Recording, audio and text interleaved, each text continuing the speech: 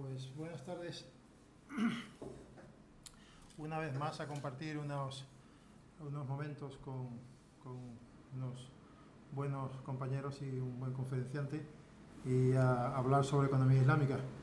Les agradezco el que estén con nosotros y esta tarde aprenderemos un poquito más sobre el tema.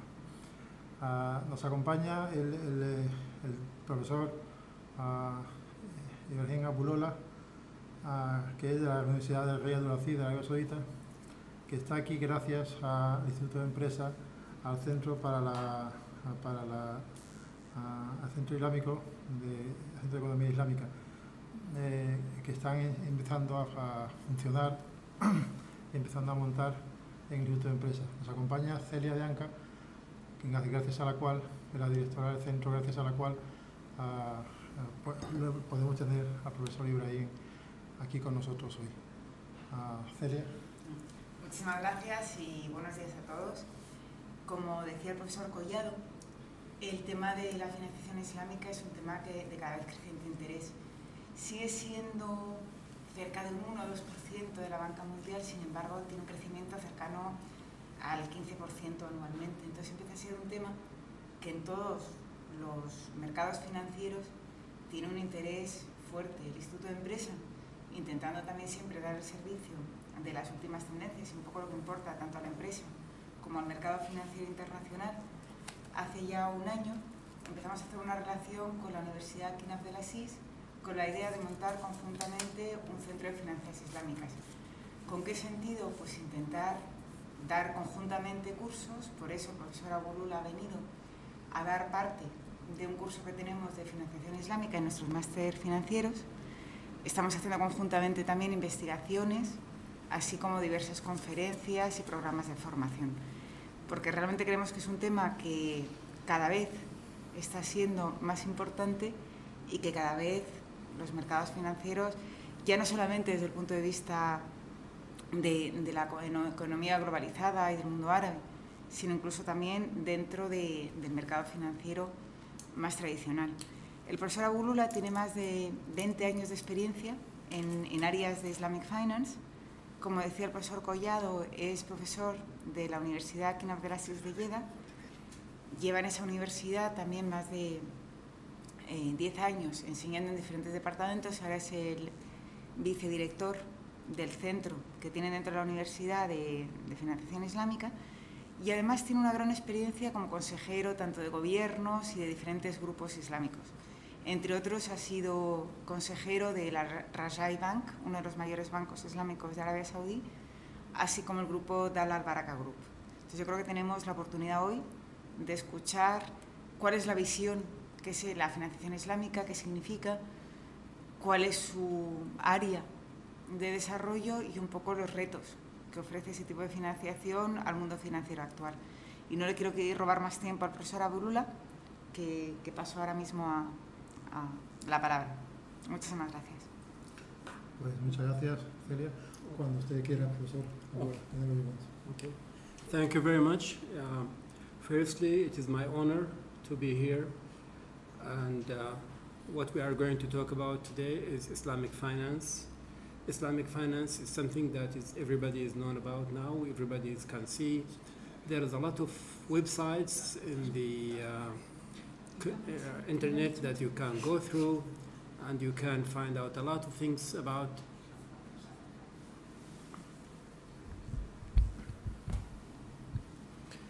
there is a lot of websites that talks about Islamic finance, and there are a lot of information that you can find about. As you can see, the title said Islamic finance, are we all Islamic bankers? This is something that everybody is now very interesting.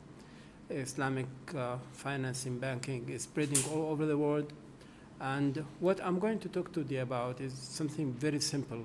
It is not complicated. It is not directed to very specialized people. We are going talking in general speaking. And from there, we can go. You can contact me through my email that you have in the screen, and we can communicate and see what I can do for you. The first slides talk about the outcry. This is something that a very famous professors from Boston University were saying. Professor Kotelukov and Professor Lehner, both of them are professors in the University of Boston. Both of them are economists. Both of them are very well known around the world. They say, we need a financial sector, but not one like this, because we are all losing. We are all having problems now. Nor do we need Wall Street hitting us for its gambling debts. So now this is where the links come. This is where the Islamic financing comes, and this is where we are going to discuss what is Islamic financing and what we can do about it. My outline for this seminar or lecture today is that I'm going to talk about the objectives. I'm going to give you a very, very small history of Islamic finance. We're talking about the Sharia board. What do we mean by the Sharia board? What is the concept of riba? Are we just playing with words? What is the challenges that we have? What do we mean by gharar? The Islamic market, the Islamic financial market. And finally, the conclusion. What is the concluding remarks? What should we do now to save the world of what is the problem they are facing now? The objective of my discussion with you today is that we try to explore the dimension. We try to explore the dimensions. What are the dimensions for Islamic financing? We will develop together, all of us, specific criterions for acceptable modes. What are the modes that will be accepted or not? What criterion we will have? We will outline a strategy for a product design if we want to produce a new contract. What are our strategy? What are the acceptable rules? And finally, we will try to derive Islamic instruments that could be applicable and could be operational in the market. Most of you knows that what is the definition of finance. Finance, as all of you know, is a branch of economics. We have international economics, we have financial economics, we have agricultural economics, we have so many different fields of economics. So finance is just another branch of economics. But this branch is concerned of how we can use it for resource allocation, or how we can utilize our resources in the best way and get the best benefits out of these resources, as well as resource management. We need this a lot. A lot of people have so much wealth and they don't know how to manage it, to get the best out of it. Also, we need to financing is related to acquisition, related to investment. Another definition will be to raise money through the issuance and sale of debt and or equity. This other definition might not be acceptable through in Islamic finance, but we will say this is a generally definition of financing, but the second we will say why it is not acceptable to us. Now you have a table that we can look at, and this table show you this Islamic financing, the percentage of growth, and that it is really something amazing. Within only 6 years, the number of funds went out from 210 funds to 700 funds, making the growth rate is about 36 in this 5 or 6 years here. Also, we are talking about the assets, and what is going, the growth rate is about 17%. So let us now see what we can learn from this table. This table shows that there is we have a very large increase in the number of players, meaning that everybody is trying now to participate, to work on. This means that it is this new direction, this new field is promising very much. And it means also that a lot of people will be benefiting from this. Also, the rapid increase in the number of fund and choices.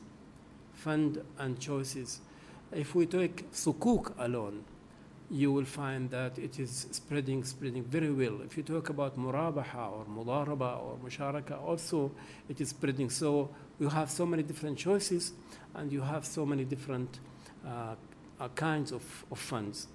Markets are supporting Islamic funds. Everybody is saying that it is very safe. Everybody is saying that it is very mature. Everybody is saying that it shows that it is more stable, more benefiting, more promising, which is very, very important.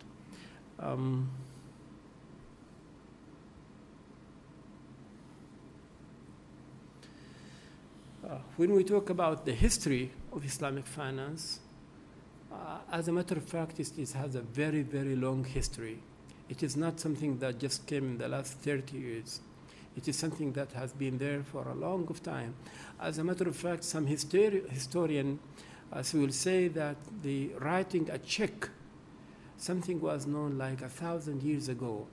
And there are proof that people who knows nobody in some other parts of the world, some of the Muslim scholars were writing a piece of paper, and he will take it to that far end place, and then it will be accepted like it is a letter of credit. Now, during the classical period, commerce flourished under Islamic commercial law, and there was so much enjoyments, and everybody, the commerce was going on, the industry was going on, and so many things we can talk about it as in the flourishing period in that time.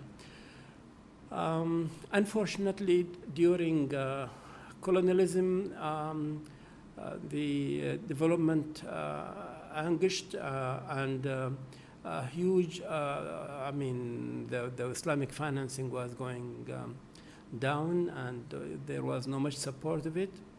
As we know that any occupier, when they go to any country, it is natural that they will bring with them their own financial tools, their own ideas, their own concepts, but it is completely different now. This Islamic financing is spreading, even though there is nothing related to colonialism here, and people are finding that it is something that be benefited for everybody. The last revival was started in 1960 in a very, very small village in Egypt called Meet Ghamr. Meet Ghamr is a very small village. A gentleman came from Germany. He was doing his PhD, and he started this beautiful small bank. Most of the people in that area were farmers. Farmers are very much reluctant when it comes to banking, but it was spread news that this is Islamic banking, that you can trust these people, and they will they will help you in your in buying what you need for your agricultural activities. And as a matter of fact, it was very, very promising, and the banks in the area suddenly found that this small unit suddenly becoming very large, and everybody was very much interested in it.